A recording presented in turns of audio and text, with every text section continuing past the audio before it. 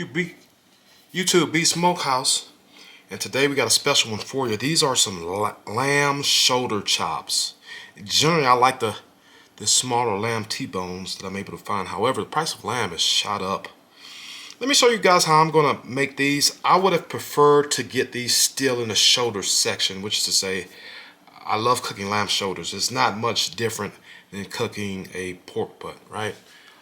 Just a whole bunch of patience, a whole lot of love, a little bit more time. So now, I've already seasoned the backside of these. So now, here's what we're gonna do. We're gonna get this top side. My first coat, as with many of the proteins that I do, we're going down with some 16 mesh from up high. Nice, even coating. I'm thinking I'm gonna cook these direct. Now, I don't mean like right over the fire, but I do mean, you know, a few feet above the fire. Got some excellent fat in these. I want them to render, but more importantly, I want the meat to become tender. I thought about putting these on my smoker, but I'm getting a bit of a late start, so I think today we're going to use the Weber. Not the kettle, but we're going to use the Weber Smokey Mountain today. I've got to run to the store here shortly and get some charcoals. After that, we're going with some kosher salt. Keep it moving. High and even, nice coating.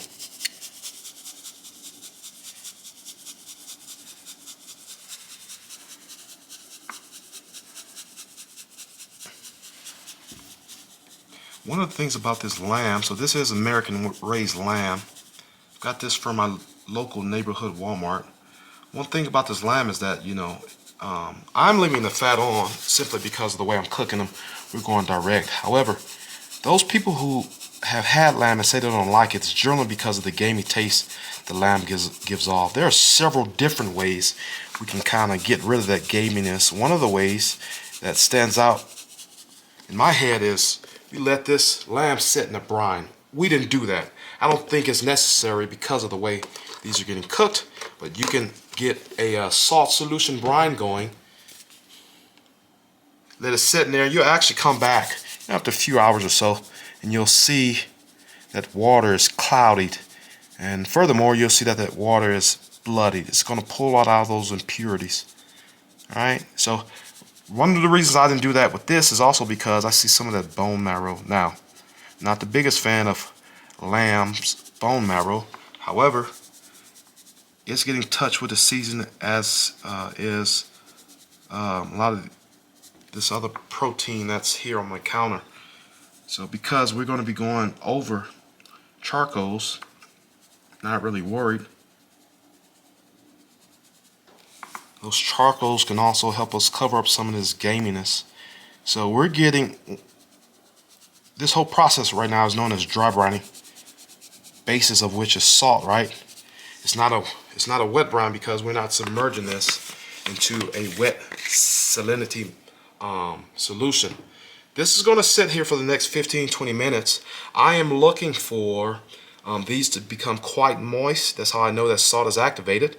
And then it looks like a lot, but I promise you, what I found from using the Lawry's along with the kosher salt is that the kosher salt isn't salty enough, especially since I've started using diamond crystal, and then the Lawry's come in and back some of that up with more flavor and a little bit more saltiness. So we're going to let these sit here and tack up, and then I'm going to go on to a cookie sheet, and I'm going to get these into my fridge. I do have to go and get some charcoal so I can go ahead and fire up my Weber Smokey Mountain. I'll bring you guys back when I'm getting ready to do that. Stay tuned. All right, here's the Weber Smokey Mountain. I've got one half of the Weber Smokey Mountain filled with B&B lump charcoal. You can see down there in the corner pocket. I've got nothing over here. My splitter is a chunk of post oak. We're going to roll like this for the next 30-45 minutes, and then my next flip to ensure that we get some of this fat rendered will be directly over the fire and top back on. Stay tuned. All right, here's how we're looking after about 45 minutes.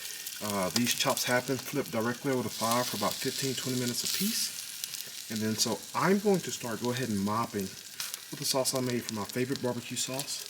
A bit of the same seasoning that's on these chops, a bit of beer, and a little water.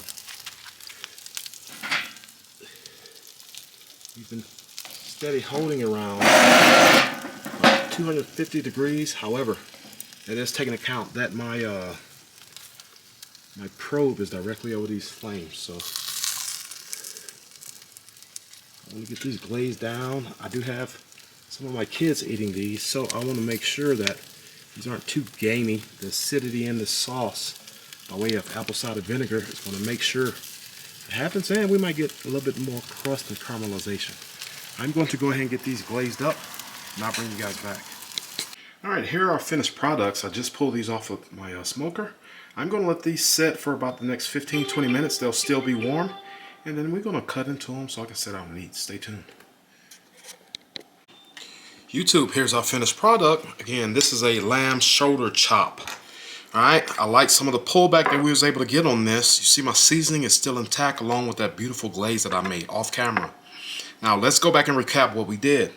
And if you haven't done so, please like, share, comment, and subscribe. I had about 6 different packs of lamb shoulder chops, ranging from about $7 to $9 a piece. Right, so I took them, I seasoned them down heavily with salt, pepper, and seasoned salt. After giving them a nice 3 or 4 hour rest in the fridge, I then went ahead and started a fire. Today we used the Weber. We used the Weber, one of my Weber smokers. No water inside of the smoker. We ran with lump charcoal and a split of post oak.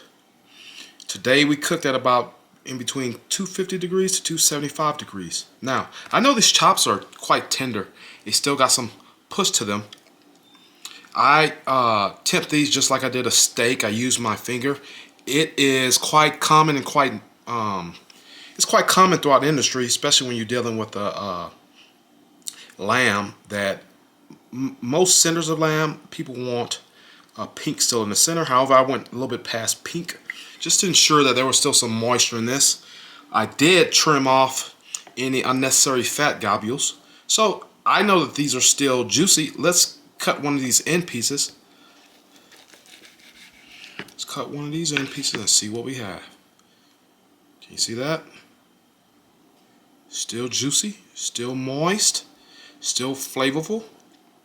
Now, I've already tasted a few pieces of this. I got one of the smaller pieces. I can tell you this, the salt is right at the point to where it's going to be overly salty. However, it's cut with that sweet sauce that I use. So I think this is quite enjoyable. You don't get the gaminess. That dry brine kind of help with that. Let's give it a taste.